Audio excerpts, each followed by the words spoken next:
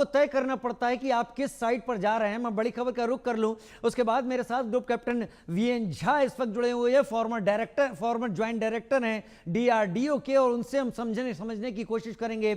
उधर ईरान के एक और न्यूक्लियर साइंटिस्ट की मौत की खबर है। इजरायली हमले में ईरान का न्यूक्लियर साइंटिस्ट मारा गया।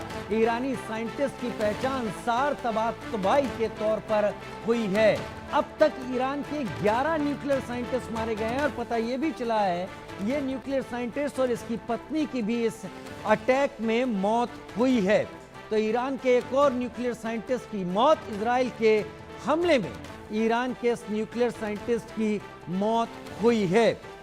Group captain doctor V N Jha, आप क्योंकि ज्वाइंट डायरेक्टर भी रहे हैं डीआरडीओ में, तो आप बहुत अच्छे तरीके से हमारे दर्शकों को कुछ वो चीजें समझा पाएंगे जो आमतौर पर दर्शक समझते नहीं, कई बार साइंटिफिक टर्म्स के चलते।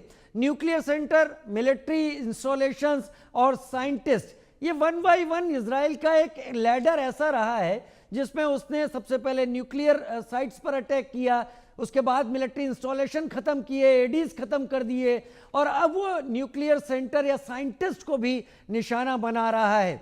क्या पूरी तरीके से इजराइल तोड़ देना चाहता है न्यूक्लियर रिसर्च के तौर पर ईरान को?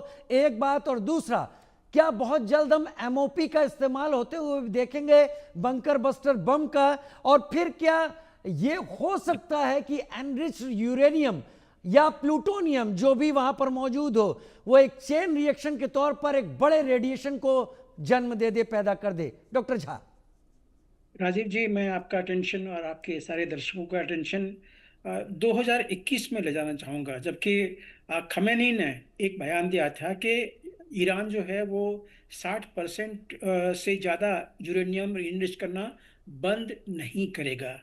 और उसी साल जुलाई 21 में रूहानी ने एक बयान दिया था कि इसराइल के पास में ईरान के पास में ऑलरेडी 90% इनरिच करने का तरीका है और वो कर भी रहा है। अब यहाँ ये बहुत इंपॉर्टेंट चीज़ है, क्योंकि जिस दिन में ईरान ने अपना ये कार्यक्रम शुरू किया था, उसके बाद जब ईरान और इसराइल के बीच में संबंध बिगड़े, तो ईरान ने बड़ी साफ शब्दों में कहा था कि जिस दिन उसके पास में इस्लामी बॉम्ब, उसने इस्लामी बॉम्ब ही उसका नाम दिया था, जिस दिन उसके पास में इस्लामी बॉम्ब आएगा वो इसराइल को तबाह कर देगा। फिर वो रिवर टू सी जो है वो बिल्कुल रास्ता बिल्कुल क्लियर हो जाएगा। तो ये मान के चलिए कि ईरान का जो परमाणु कार्यक्रम है वो इसराइल स्पेसिफिक है। ठीक उसी तरह से जैसे पाकिस्तान का जो यूरेनियम प्रोग्राम था या एटॉमिक प्रोग्राम था वो भारत के स्पेसिफिक था। तो भारत ने तो कुछ नहीं किया, लेकिन ईरान इसको एक्सेप्ट नहीं कर सकता है, क्योंकि पिछले बार जब नेतन्याहू यूएनजीए के प्लेटफॉर्म पे गए थे, उन्होंने विश्व समुदाय को सबों के सामने में कहा था, I will not accept Iran to become nuclear. आप याद कीजिए उस बयान जी। को। और उसी के तहत जो अभी आप ये देख रहे हैं कि ये सारा कुछ हो रहा है, क्योंकि अभी 15 दिन पहले जो आईएईए ने है वो उसने अपना रिपोर्ट दिया था कि मैं ईरान के जो कुछ सीक्रेट न्यूक्लियर इंस्टॉलेशन है मैं उसका वेरिफिकेशन नहीं कर सकता हूं। मुझे लगता है कि वहां पे 60% से ज्यादा का यूरेनियम एनरिच हो रहा है, और वहीं पे यूएस और ईरान का जो टॉक था वो कहीं स्टेलमेट में जा रहा था, कहीं प्रोग्रेस नहीं हो रहा था।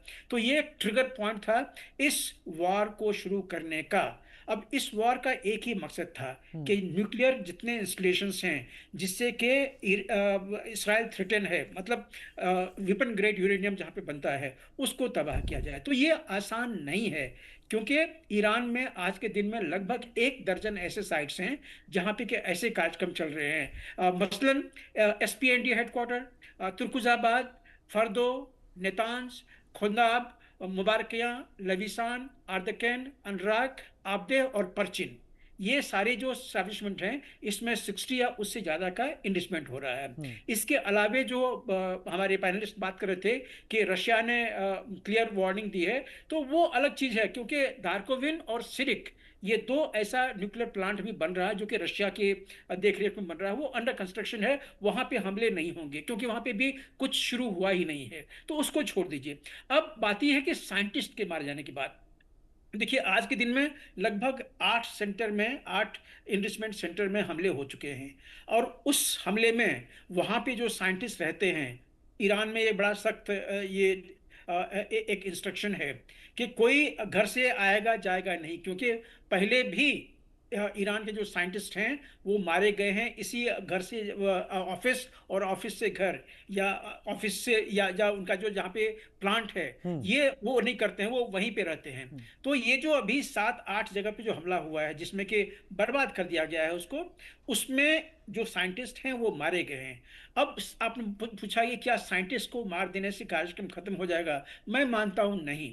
मैंने भी डिजाइन डेवलपमेंट में काम किया हुआ डीआरडीओ के। हम्म। हम एक बैकअप को लेके चलते हैं, एक ही नहीं, हमारी एक टीम होती है जिसमें अगर मैं अगर मान लीजिए प्रोग्राम डायरेक्टर हूं, या मैं अगर प्रोजेक्ट डायरेक्टर हूं, तो मेरे पास में बहुत सारी चीजें हैं, ऐसी चीजें कि जो बाकी लोग नहीं जानते हैं, लेकिन बाकी लोगों को अगला स्टेप, अगला का अगला स्टेप क्या है, ये सारी चीजें बता के चलता हूं।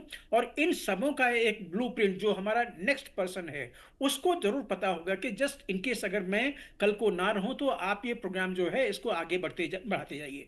तो ये चीज किसी भी जो R&D सेक्टर होता है वहां पे होता है। तो इसलिए आप एक साइंटिस्ट को मार के या दो साइंटिस्ट को मार के वहां के प्रोग्राम को खत्म नहीं कर सकते हैं। आने वाले दिन में फिर वही खड़ा हो जाएगा, हो सकता है कि उसको थोड़ा समय जरूर लगे, लेकिन खड़ा हो जाएगा। अब बात ये आती है बात के जो जिस तरह से जो न्यूक्लियर साइट्स हैं, न्यूक्लियर इंस्टॉलेशन के ऊपर में कहाँ पे अभी हम खड़े हैं।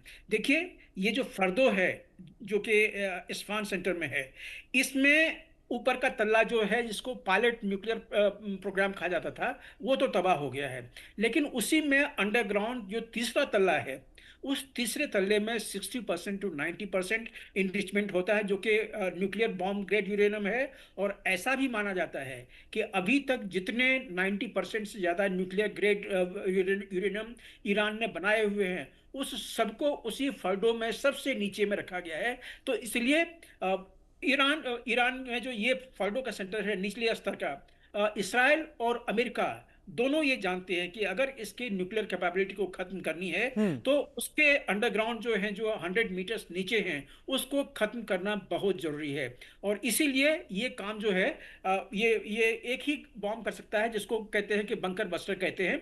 ये इसराइल के पास भी है लेकिन वो 10 मीटर तक को तबाह कर सकता है। उसको मेरे ख्याल से शायद 15 या 20 ऐसे बस्टर वहां पे गिराने पड़ेंगे जो कि एक ही जगह पे गिराने पड़ेंगे जो कि इसको तबाह कर सकता है। उसके बजाय जो अमेरिकी प्रोग्राम है, अमेरिका के जो बंकर ब्लस्टर हैं, वो लगभग 60 मीटर तक को एक बार में ध्वस्त कर सकते हैं। तो उसके दो बॉम्ब काफी होंगे और उसको छोड़ने वाले, उसको गिराने वाले सिर्फ एक ही एयरक्राफ्ट है, वो है B-2 हम्म। बॉम्बर। हम्म। वो दियागो गार्सिया में अभी पोजीशन है। तो अगर यही चीज ट्रंप ने कहा है कि whether I will enter the war और नॉट, ये डिपेंड करता है कि अगर उससे पहले ईरान बातचीत के लिए तैयार हो जाता है कि वो न्यूक्लियर आर्सेनल नहीं बनाएगा और वो अपने जितने जो उसके सीक्रेट साइट थे जिसका भी मैंने नाम लिया है, हम्म। अगर उसको सबको IAEA के इंस्पेक्शन के लिए सुपुर्द कर दे तो शायद ये वॉर खत्म हो जाएगा। फिर उसके बाद जो है ईरान न्यूक्लियर बॉम्ब नहीं बना पाएगा, कम से कम इतना तो जरूर है।